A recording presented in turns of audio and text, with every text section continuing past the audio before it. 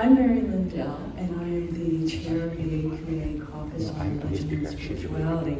And it is my great pleasure to be able to introduce Dr. Alexander Moreira-Almeida, the 2025 recipient of the Oskar Pfister Award. But first, a few things about the award itself to share with you. Oskar Pfister was born in 1873. He was a Protestant minister in Zurich, Switzerland, a man of many interests. By the time he was in his 30s, he was studying and writing psychological treatises and had developed friendships with leading thinkers of the day in theology, medicine, and the social sciences. His friend, Carl Jung, introduced him to Sigmund Freud, and thus was born a 30-year correspondence between Pfister and Freud, for which Pfister is best remembered historically. In the spirit of the collaboration and friendship of Freud and other early psychoanalysts, friendships with Pfister, a clergyman who continued to serve in his congregation even as he pursued understanding the mind and mental illness.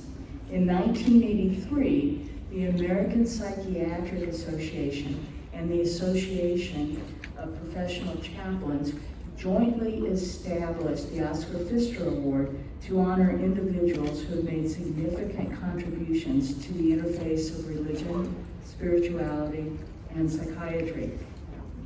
Past recipients have been outstanding physicians, psychologists, religious professionals, and other scholars, including Jerome Frank, Viktor Frankl, William Meisner, Robert Coles, James Fowler. The list goes on. Now it includes over 40 individuals who've made outstanding contributions to the understanding of the relationship between psychiatry, religion, and spirituality. This year's Oskar Pfister Award recipient is Dr. Alexander Moreira-Almeida, Professor of Psychiatry and Director of the Research Center in Spirituality and Health at the School of Medicine, the Federal University of Juiz de Fora in Brazil. He earned his medical degree in 1997 from the university he now serves, completed his psychiatry residency in 2001 and a PhD in health sciences in 2005 at the Institute of Psychiatry at the University of São Paulo, Brazil. During his time in São Paulo, he founded MEPER, the first research group in spirituality and health in a Brazilian university. After a postdoctoral fellowship in religion and health at Duke University, he returned to Brazil and the Federal University of Juiz de Fora. Dr. Moreira-Almeida has published, by my count now, today, 160 papers in peer-reviewed journals and 56 book chapters in academic books. Two of his most respected edited books include Spirituality and Mental Health Across Cultures, published by Oxford University Press in 2021, and Exploring Frontiers of the Mind-Brain Relationship, Springer, 2012. He is also first author of the book Science of Life After Death, Springer Nature, 2022. Adept in social media, he coordinates TV Nupes, a YouTube channel on science, health, and spirituality, which in 6 years produced more than 340 videos with more than 1.2 million views in over 160 countries. In addition to his scholarship, Alexander has graced the field of religion, spirituality, and psychiatry through his leadership on the world stage. He served as chair of the World Psychiatric Association section on religion, spirituality, and psychiatry twice, and in that role, he led the writing effort and approval process of the 2015 landmark WPA position statement on psychiatry and religion. While his accomplishments are many, those who have been able to work and learn from him admire Alexander for his personal warmth, generosity, kindness, and humility. Dr. Moreira-Almeida Please accept our gratitude for your many contributions in the area of religion, spirituality, and psychiatry. Congratulations on receiving the 2025 Oskar Pfister Award, and welcome.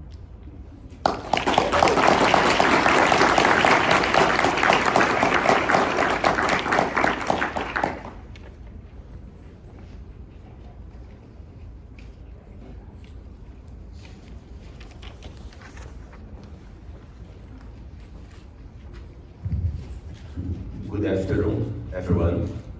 I'm deeply honored and delighted to be here with this so kind introduction by Dr. Mary Lynn Dell and the opportunity of receiving this Oskar Pfister Award.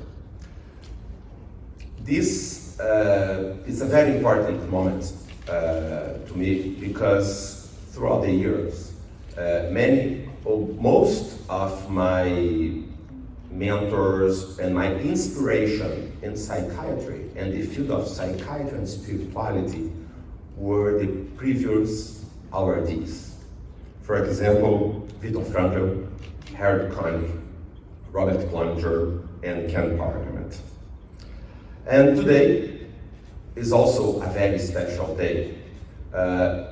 Exactly 40 years ago, Viktor Frankl delivered a lecture on the Oskar Pfister Award. And I'm deeply honored in taking the position that he took 40 years ago. And another very important point of the day today is my mother's 82nd birthday. She's still alive, healthy, she's watching us. My mother, Elizabeth, she told me that this lecture will be the most cherished gift she could receive on her birthday. So thank you, Mom, for everything you've done to me, including my life and much more throughout the time. So I'd like to start with some acknowledgments to my family, my mother, my father, Father Elio. He's also almost 86. And he's still also alive and healthy, thanks God. And they were models of integrity, of intellectual curiosity, and also of support, and also of religion and spiritual involvement. I'd like also to express my deepest gratitude to my wife, Angelica. She's here with me. We have been lifelong partners since we started dating 35 years ago. We are teenagers. I would not have reached, I would not be here without your support. Thank you very much. And also my children, Caio, Victoria, and Laura.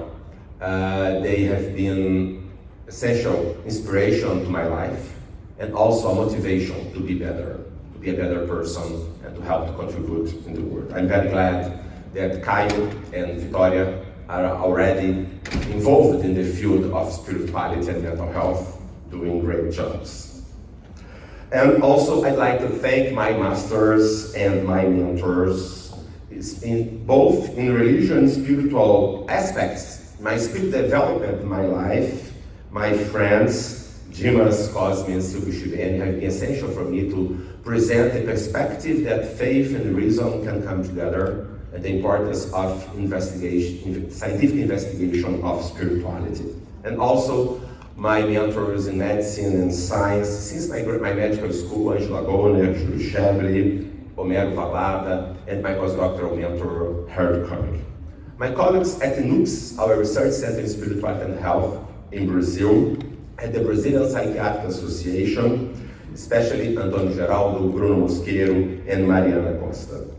And also at WPA, I have received a lot of support from friends there, like the previous awardee last year, Peter Van Hagen, and also Chris Cook, and also other colleagues. And here at APA also, I've been always welcomed and very supported by the APA Caucus in religion, spirituality, and health, especially from John Petit, also a previous awardee, Francis Lu, Alan Fan, and Mary Lynn Dell. thank you very much, my deepest gratitude. Okay, my talk today, I will discuss about the implications of the scientific investigation of spiritual experiences to our understanding of mind and the mind-brain relationship. I will start talking briefly about the importance of spiritual experiences, and then we move to some common misguided assumptions about spiritual experiences. For example, they are not very prevalent nowadays. The profile, there are some misunderstandings about the profile of people having spiritual experiences, and what are the acceptable explanatory hypotheses to spiritual experiences. Should I make them fit in a strictly materialist, physicalist perspective? And then we present our studies on our research group, the nature of spiritual experiences, especially near-death experiences, end-of-life experiences, mediumship, in case of the reincarnation type. And then we end with some thoughts on future directions of this kind of investigation. First, regarding the definition of spirituality. There is a lot of discussion on the definition of spirituality, but in this book, we reviewed what most of the scholars in the field of scientific study of spirituality have defined the spirituality, and what is the common core of basically all spiritual traditions throughout history and throughout cultures. It's basically the idea of some contact of a relationship with a transcendent reality, a transcendent aspect of reality, this transcendent aspect that goes beyond the material world. Usually express the idea of God, gods, ancestors, spirits, whatever. And this transcendent realm is considered sacred, the ultimate truth or the ultimate reality. So this idea of the transcendent sacred is at the core of spirituality. And this relationship with transcendent realm is usually manifested through spiritual, religious, and mystical experiences.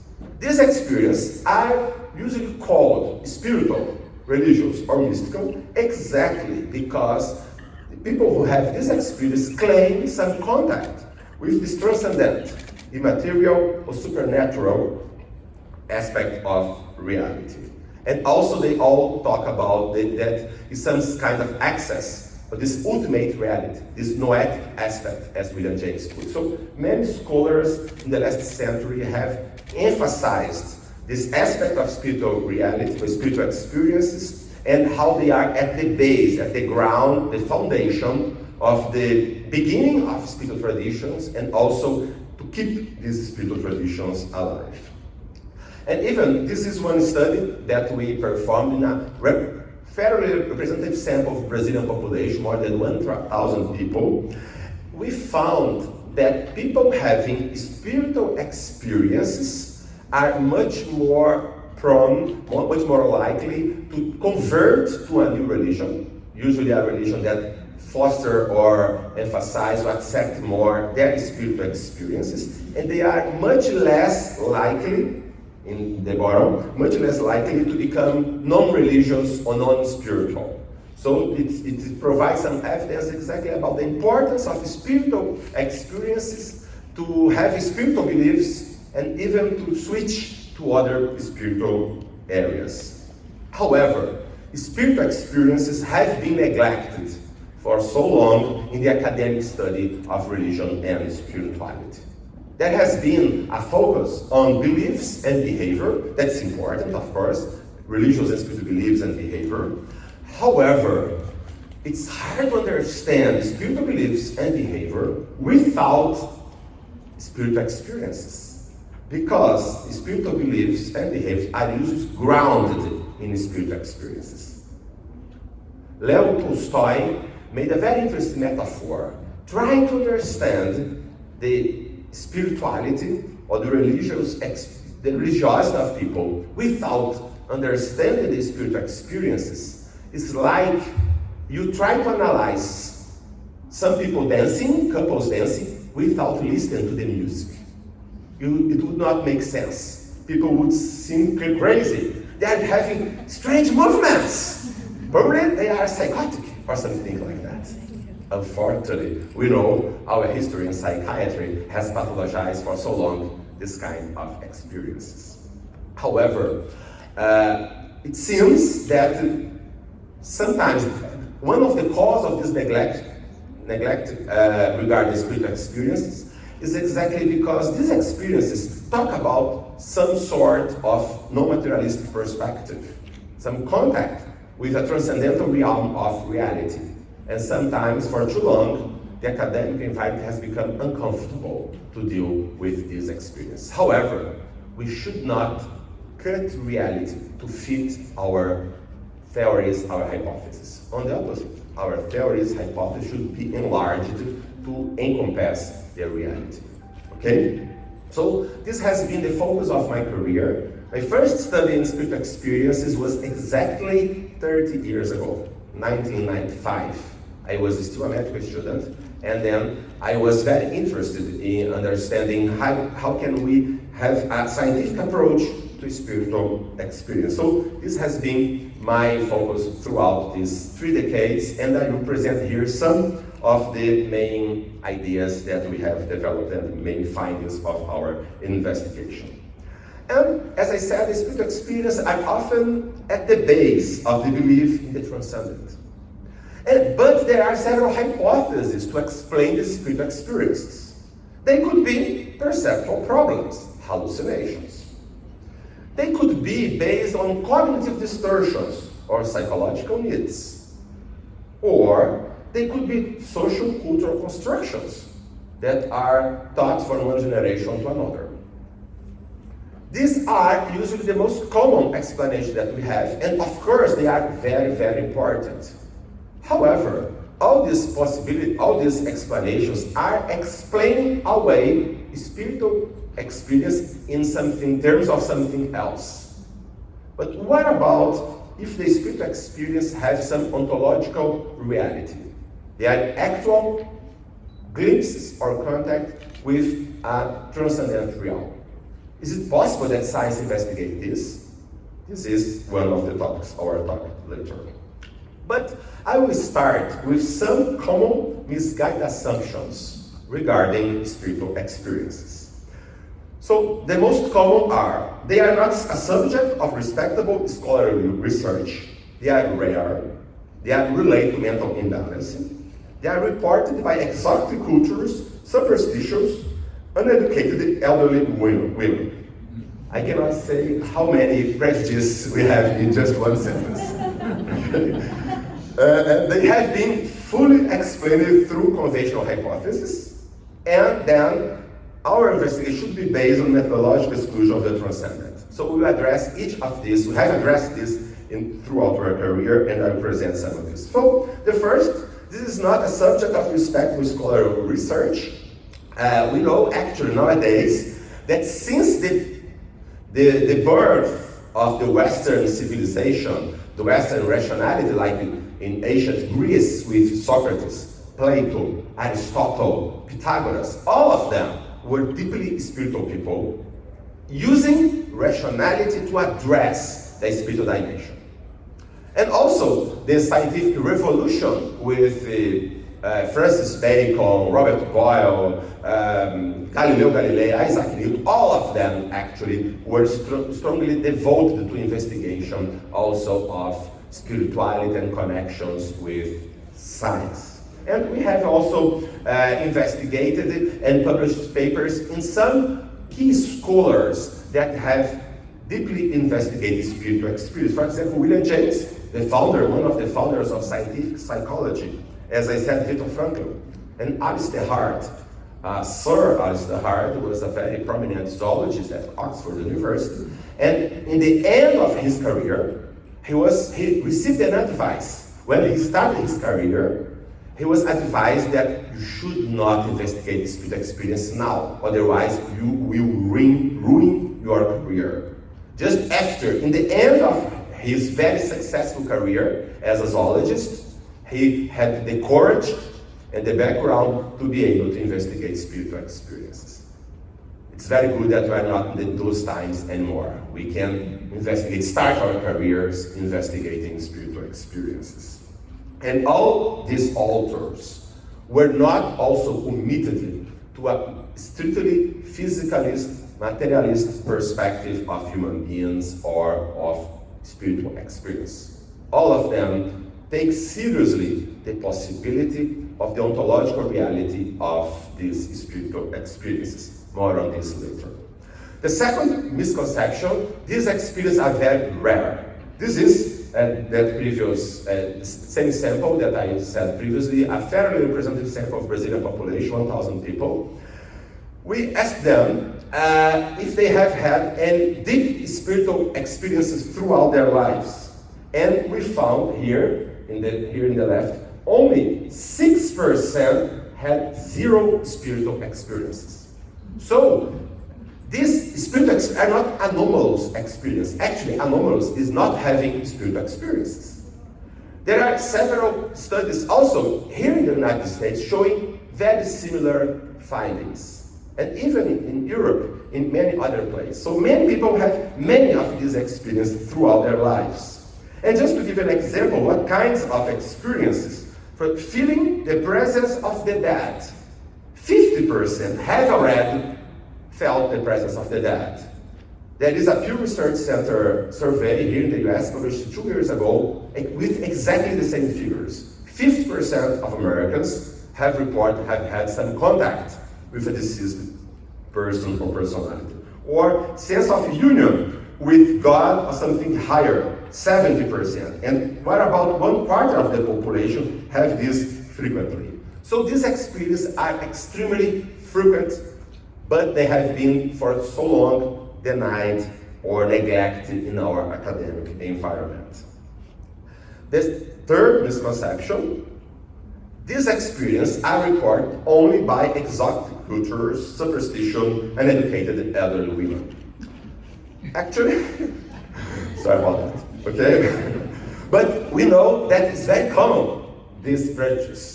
It's very common, it's very prevalent, and it is presented as scientific knowledge. That is the worst aspect. However, we have performed several studies in near-death experiences, in mediumistic experience of contact with the deceased, and alleged memories of previous life. And these studies that we have performed in Brazil have found similar to other places in the world, find exactly that this is not the case, that quite often these samples of people having this experience have high educational level. Okay, it's more frequent even among people with higher education level. So this table is not easy to read, I apologize for that, but just to show that, for example, income and education are basically not related to having this more or less of these experiences.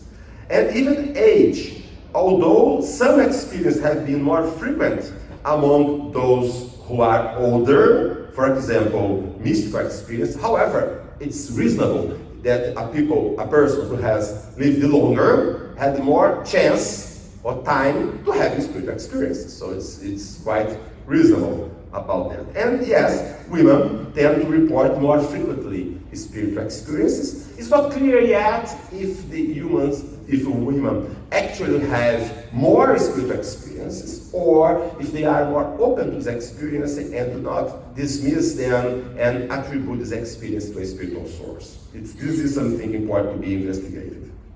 We just published a paper now, a few weeks ago, at a world survey, 200,000 people with representative samples of 22 countries. We investigated the prevalence of the belief in the afterlife. Belief in the afterlife is one of the more prevalent core beliefs of most spiritual traditions, that something of us survives death, this transcendental aspect of ourselves. And here is the prevalence of people who said that yes, they believe in afterlife, or they are unsure, in opposition to people who said no. So as we saw here, there wasn't any country, in which most of the population claim that there is no afterlife. And it's very surprising. The two countries with lower frequency of belief or have some doubts about afterlife are Sweden, and the lowest was India, contrary to many expectations. So it's very important for us to see the data, to investigate it. And very importantly, there was no correlation throughout the world on average between this belief in afterlife and gender, education, or immigration status. Okay? Next, misguided assumption that these experiences are related to mental imbalance, to mental disorders. They are symptoms of mental disorder or they are causes of mental disorders. There has been a history of pathologization of this. The PhD history of my wife, Angelica, was exactly about the pathologization of this spiritual experience in Brazil, but also in the US and in Europe. It was published 20 years ago. So this year is very, several dates are related to this 2025. And also we have investigated it more in depth. A very prevalent experience in Brazil, that is mediumship, that is the claim of person who be in touch with deceased people, deceased personality, and they usually experience positive health. Actually, the higher the frequency of these experiences, the lower the prevalence of anxiety, depression, the higher the social adjustment. So it's totally in opposition to the idea that they are markers of mental disorders. Okay? So these are some of the findings, as I said previously. We investigated 100, this was my PhD dissertation that I finished exactly 20 years ago, in 2005.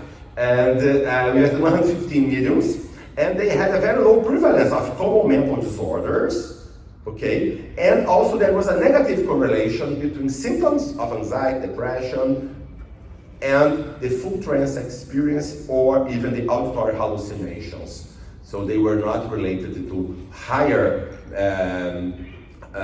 this experience was not related to higher mental disorder, social maladjustment, actually in the opposite. More recently, we just published also a paper with another sample, okay, with about 80 Brazilian mediums, top mediums, compared with 80 first-degree relatives, non-mediums. So they shared a lot of genetics, environmental, and cultural aspects. However, we found that basically had no differentiation between mental health. On the opposite, actually, the mediums had even a bit better quality of life in the psychological dimension. So showing again that this is not the case, that there is a sign of mental imbalance.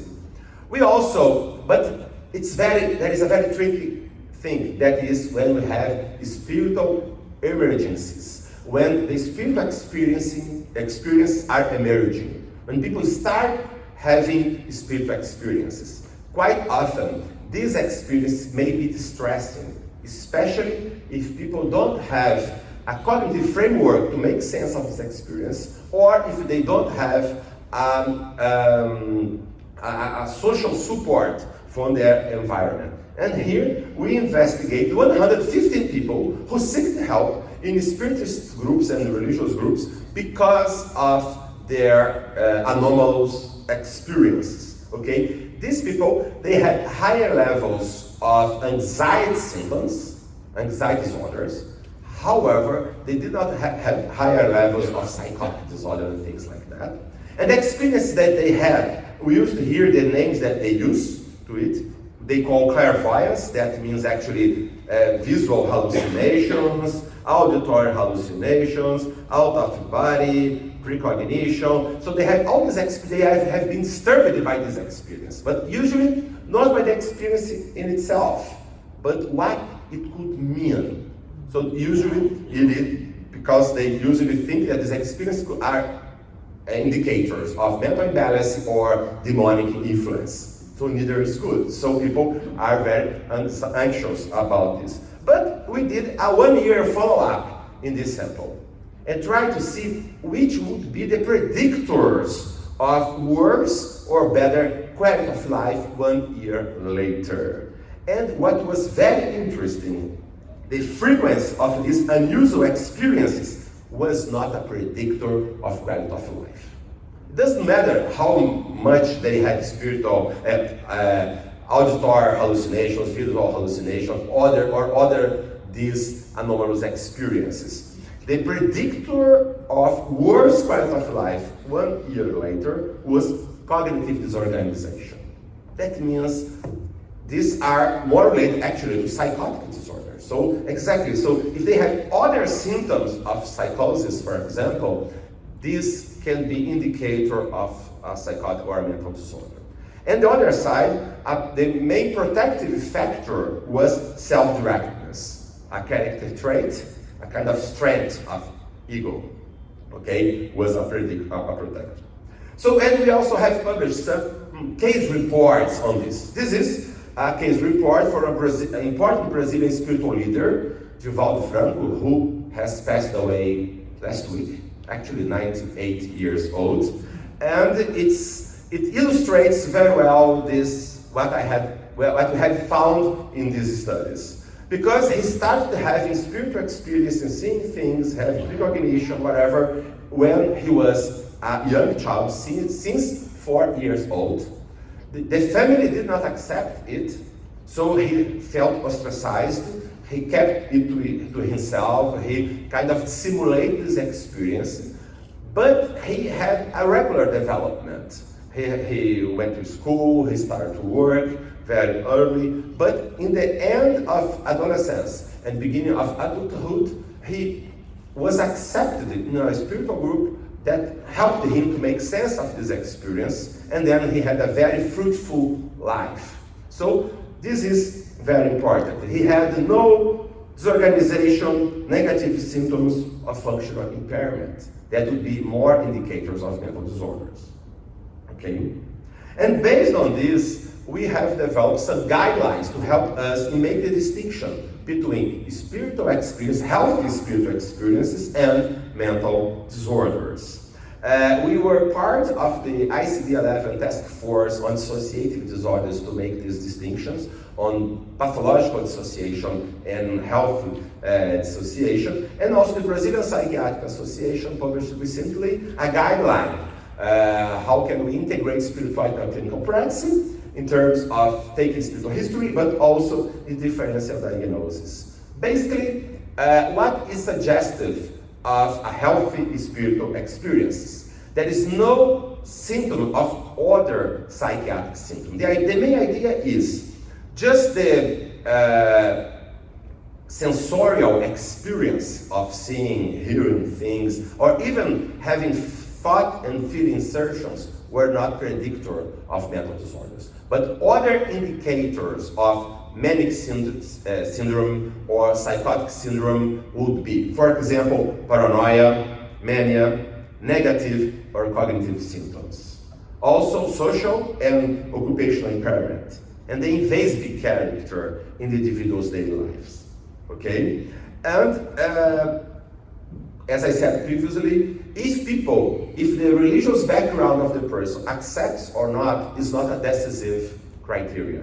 Quite often these experiences emerge in discordance with people's cultural background or religious background. We will see this also later, even near-death experience is the same. Okay? And the frequency of this anomalous experience also is not a good predictor, okay, in this distinction. Now, finally, moving to the most important aspect and most challenging aspect of my talk is that this experience has been fully explained through conventional hypotheses. Actually, there is no evidence that conventional hypotheses are those that I presented in the beginning. Hallucination, cognitive disturbance, or cultural background. Of course, these are important aspects and can explain even large parts of some alleged spiritual experience. But when we investigate in depth, we can see that they are not enough. So the nature of spiritual experiences is still an open question. And finally, there is the idea of methodological exclusion of transcendent. Theodore Flournoy, one of the founders of psychology in Switzerland, he proposed this criteria. He said that the scientific study, the scientific psychology, and the study of spiritual experiences should be based on the exclusion of the possibility of the transcendent. We should focus on biological interpretation of the religious phenomena to determine the psychophysiological nature of these experiences. However, that's the point. If a person has a near-death experience and reports out-of-body experience, should I be forced to necessarily explain it away as a brain hallucination or a cognitive disturbance or just a reflection of the cultural background of the person? Of course, this hypothesis must be taken in consideration. But I should be also allowed to think the possibility that it is an experience that has ontological reality. Perhaps consciousness is still working when the brain is not working anymore. And we can investigate this in scientific perspectives, as I will say, I will show later. Because we, with many other authors, we have defended the expanded naturalism. We are not talking about supernaturalism. We are talking about naturalism. But the point is, what is nature? Is nature composed only by physical force and particles? This is one possibility. This is a metaphysical assumption. But there is also a possibility of enlarging nature, expanded naturalism, the idea that mind could be also an irreducible aspect of reality. And this would be part of the natural world. Perhaps the natural world is composed by consciousness and also the regular matter that we understand. Okay? So we need to keep intellectual humility. Come on. No one can really say, I know everything that exists in the universe and I know what cannot exist. It's hard. So, and actually the mind-brain relationship, the mind-brain problem is an open question. We don't know actually if the brain, if the mind, the consciousness, we that think, that desire, that have wishes, that feels, is a product of the brain activation or is something else that uses the brain through communication for manifestation in daily lives.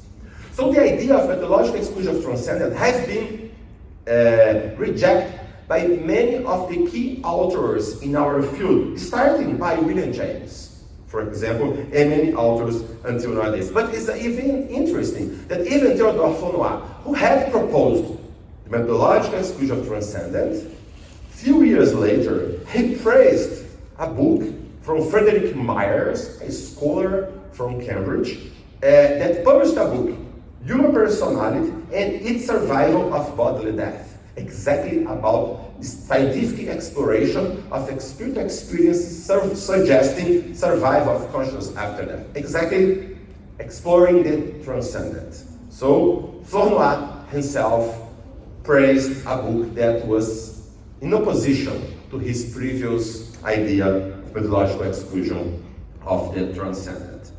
But we know that this is a very tricky field, and there are a lot of pitfalls in the journey, and because of that, we have been very concerned about epistemological and methodological guidelines to investigate fruitfully these experiences. First, we have proposed methodological agnosticism, not methodological materialism. Agnosticism means that we suspend our judgment. This is the right meaning of skepticism. Skepticism means the real skeptic is someone who suspends the judgment to evaluate better the evidence. So we must be in the investigation, methodological agnosticism. This experience may be explained by cultural or biological aspects, or perhaps they may suggest something else. We have we need also to have methodological and theoretical pluralism. We need to have very different hypotheses to be tested in a kind of Darwinian competition of hypotheses, scientific hypotheses. We need to keep rigor and open-mindedness, and to take in consideration seriously all empirical data. As I said previously, we cannot work like in Procrustean bed to cut the reality to fit our theories. Okay, we need to enlarge our theories to encompass, to be able to explain the full range of human experiences. But that is the point of nature, of the universe, of life. They are always trying to test our hypothesis, test the limits of our hypothesis, and showing us the need of humility and to learn more from nature. And based on this, we have, about 10 years ago, published a systematic review of the literature exactly about experiences that are suggestive of consciousness beyond the brain. Experience like near-death experience, out-of-body, mediumistic experience, and others like that.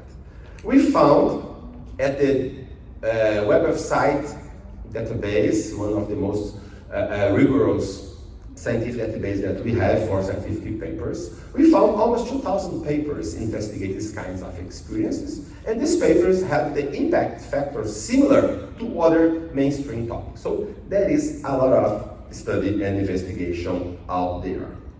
And as I said previously, one of the most challenging questions that humans have made to themselves since the beginning is the mind-brain problem. What is the nature of mind, of us, of our thoughts?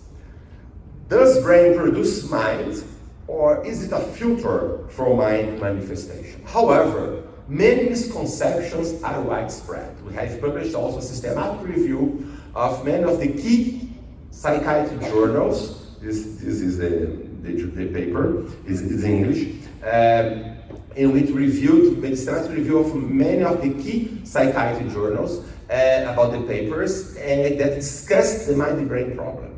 And we found that there were a few papers written by many well-established authors, highly cited, top-cited authors, top-cited papers in this topic. However, these papers usually had many misguided assumptions.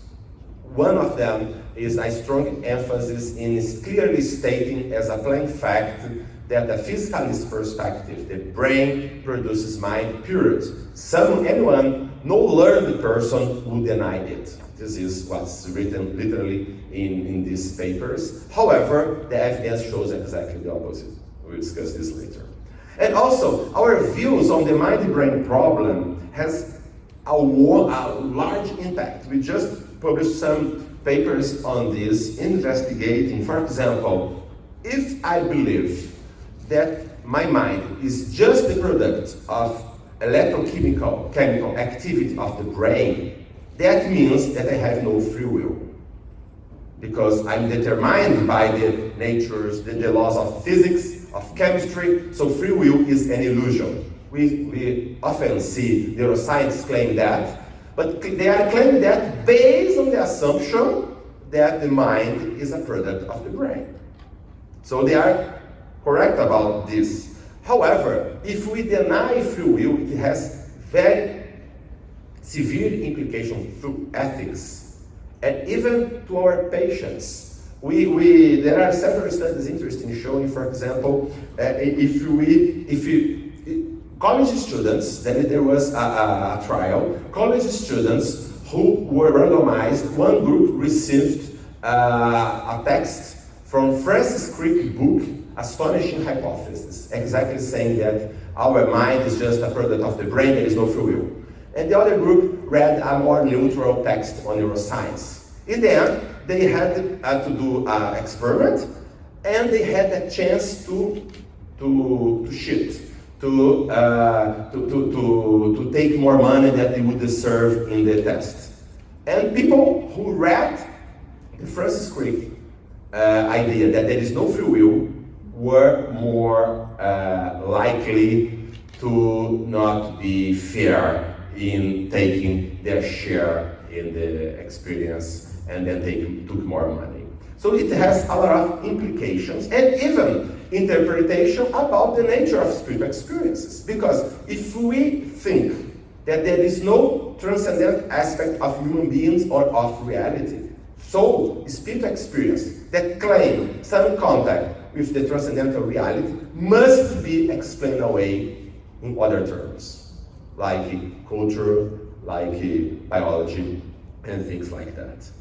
However, many people are not aware that even the idea that's very prevalent in basically all spiritual traditions, the idea that there is some sort of life after death, this idea that has always been a topic for philosophy and spiritual discussions, was transformed in a scientific investigation in the 19th century.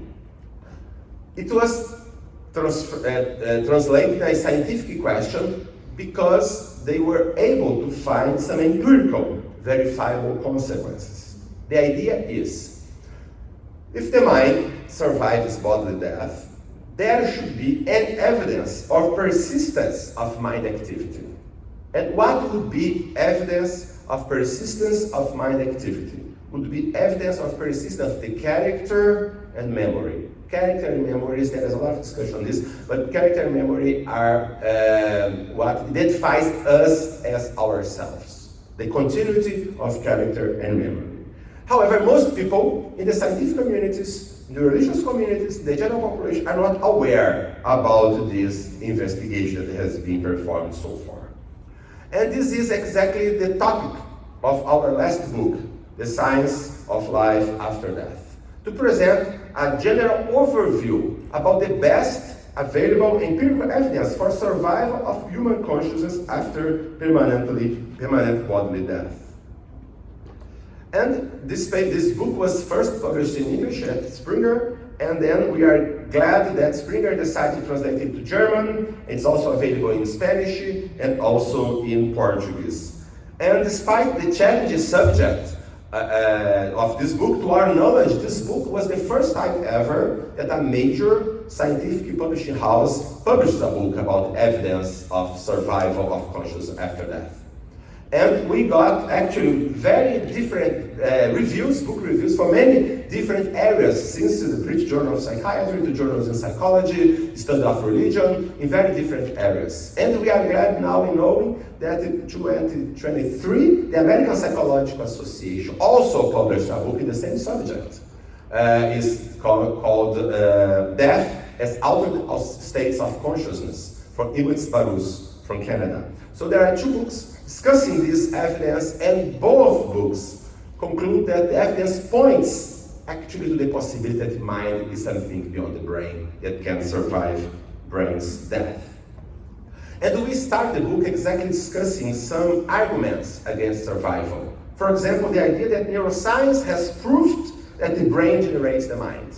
Actually, I will not have time here to discuss this in depth, but it's not true. What science has shown is that brain is important for mind manifestation, but not that the brain produces the mind. There is a lot of discussion on this. We can discuss this later in some other ideas. For example, that physicalism, the idea that everything that exists is composed by physical force and particles. This is a metaphysical assumption, a fair one, but it's not the only game in the town.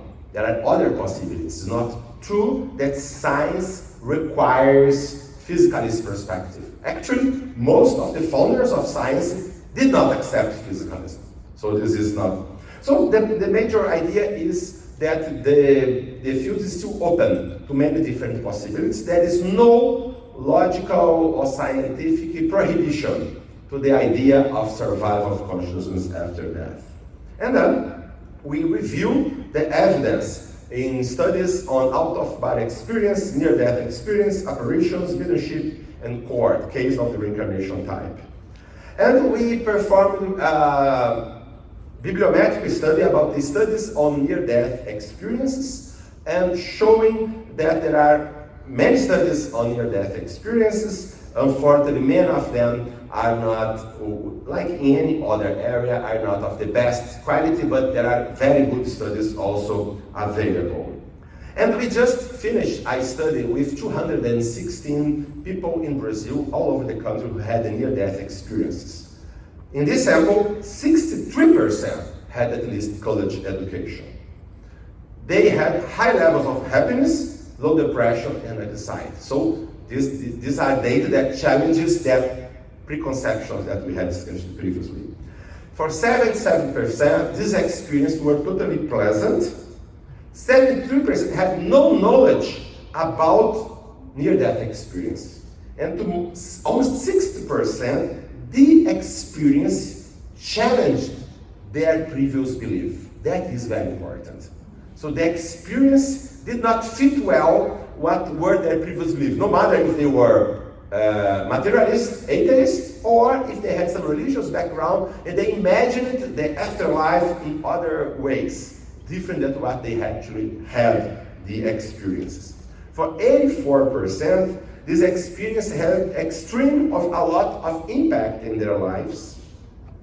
Only one of these 216 did not believe this experience was ontologically real. And for 80%, it increased the belief in life after death. So it's just one example showing the importance of these spiritual experiences and how they challenge many assumptions. This paper has been submitted to publication. We also have investigated the end-of-life experience. End-of-life experience, in near-death experience, people are close to death or are even clinically dead in cardiac arrest, but they come back. But here, in end-of-life experience, people are really terminal. They are in the last days of their lives. And we did a systematic review on this, and we found that end-of-life experience, spiritual end-of-life experiences were very frequent. Usually, they were visions and sensing the presence of deceased relatives and friends who came to help them in the journey, in the transition to death. So this is very, very frequent, this kind of experiences that usually have a very positive impact in the patient and also in the clinicians and also in the relatives. We just also investigated, this was the PhD dissertation of Thais Oliveira, a psychologist that we had the honor to mentor. We investigated 85 terminal patients. 1/3 of them had an end-of-life experiences. Probably they had more, but we, in several cases, were not able to investigate them, to follow them up until the death. And we know that closer to death, the higher the frequency of these experiences. And these experiences were most frequently the feeling or seeing or having the presence of deceased loved ones. Most of them perceived this as real events, in the terms of ontologically real, and most of them were not in delirium and confusional state, they were clearly in clear consciousness. So it cannot be explained away just as a delirious patient. Now, moving to one of the last experiences that we have investigated is mediumship. Mediumship is that it's an experience of being in touch with a deceased person that is reported in all cultures and spiritual traditions. As I said, half of Americans and half of Brazilians report this kind of experiences. But these experiences, there are some people who report this much more frequently. We call them mediums. We just published a review paper about the implications of the studies of mediumship for the mind and brain. We have performed some neuroimaging studies. This is a SPECT study of mediums doing automatic writing in trance, allegedly under the influence of a deceased personality. What was interesting was that these mediums, when they wrote in trance, they wrote texts that were more complex than the text that they wrote in regular state of consciousness, because we compared it. Okay? And despite writing a more complex text, they wrote it with lower brain activation, especially in prefrontal area. That means a more complex text written with lower brain activation. That is, in some sense, in line with mediums' claim that they are not elaborating by themselves the text, that ideas, that the words just came to their mind and then they just put it in paper. We also have made an fMRI study, also in mediums, having several different visual experience, out-of-body experiences, and we compare this brain activation when they relived this experience in imagination. And we actually found, for example, here in the occipital lobe, a much higher activation in the occipital lobe in trance than in control situation when they try to relive this in imagination, showing that there is a difference between imagination and the trance experiencing of seeing among these people. And we just finished also a study of genomics.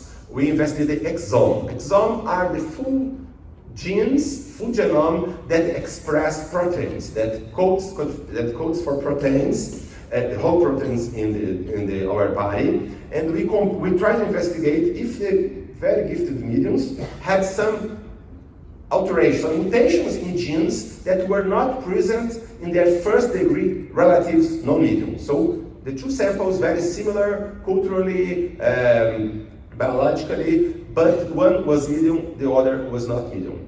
What we found in analyzing, we found 33 genes that had specific mutations only in mediums and in none of their first degree relatives. Okay, so this is one possibility that these genes, this mutation of genes could facilitate this kind of experience. One possibility is that the brain, if the brain is a filter for the perception of reality, perhaps these people having spiritual experiences have a brain that's a more porous filter that would allow them to detect things that they could not find in other ways. And finally, we have also investigated the possibility of mediums provide accurate information in controlled situations. Of course, we could explain away many of these experiences, or just general information that people that are have lost their loved ones are willing to accept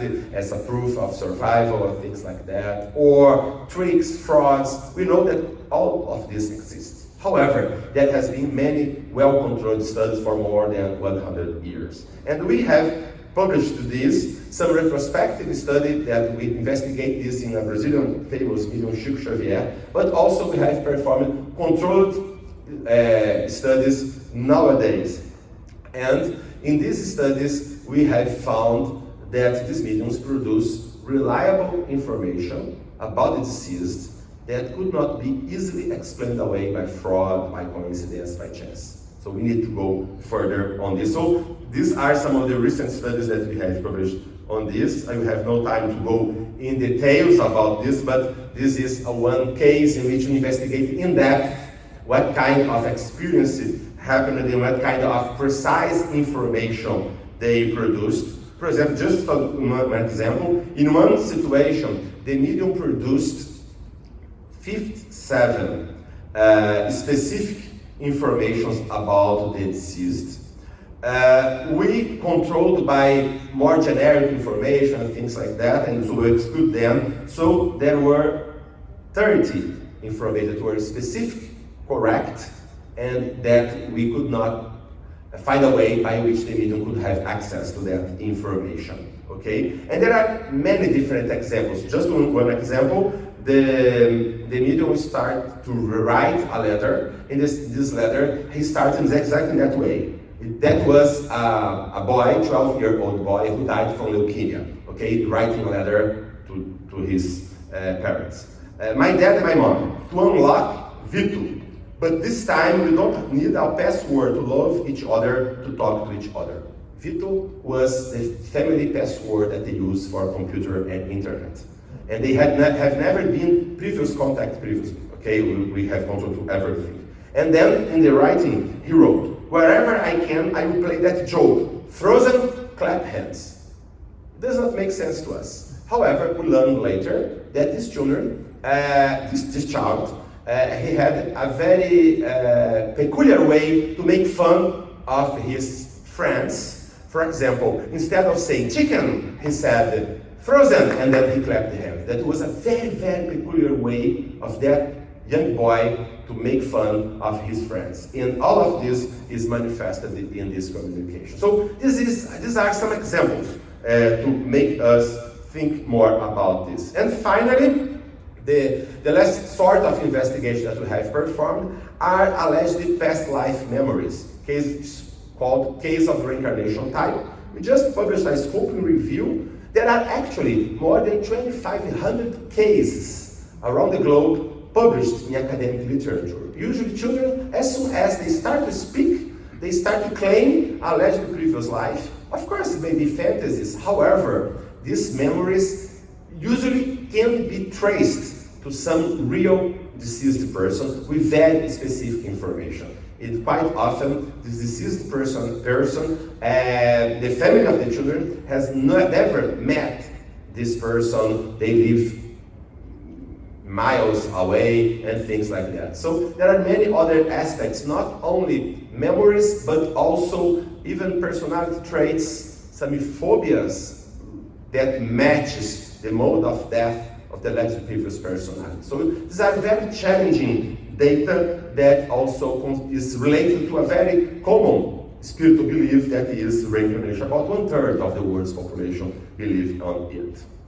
Okay, and finally, we are very glad that the International Review of Psychiatry journal is publishing now. We are the editors with other colleagues, a specific thematic issue about mind beyond the brain. We are discussing more spiritual experience. We have authors, 16 authors from 5 different countries, exactly discussing the implications, going further beyond the book. In the book we present the evidence, the possibility of mind existence beyond the brain, and now we have been happy enough to have most of the world leaders in this field to writing other papers in discussing this evidence and how can we go further.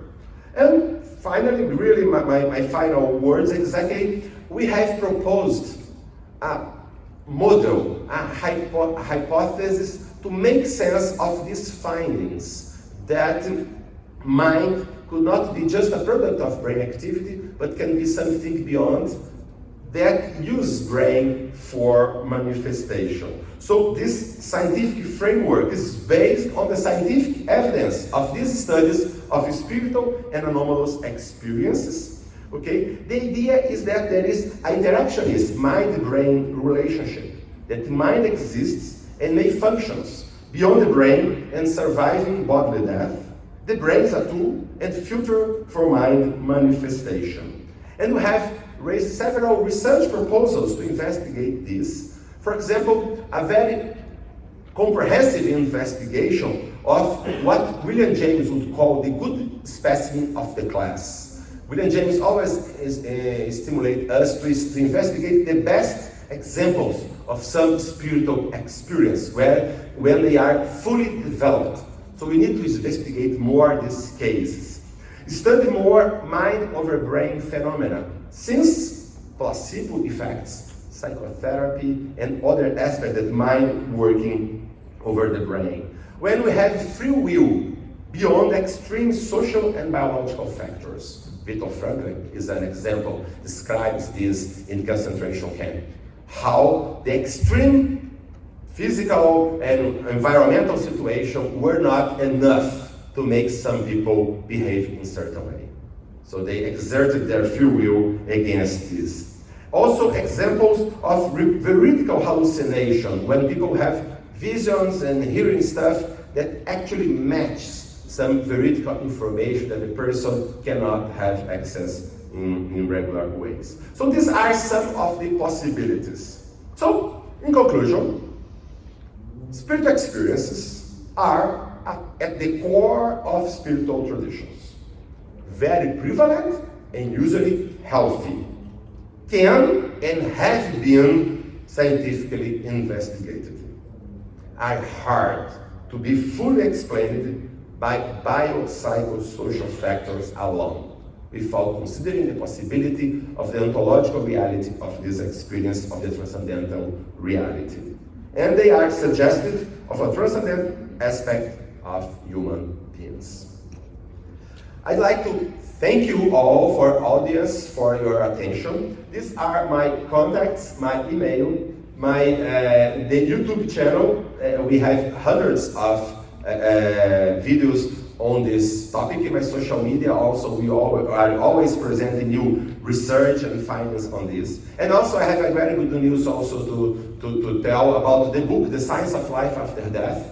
It's now at the Springer website with 70% discount for this conference. So this is a possibility for those who would like to know more about the science of life after death. Thank you very much.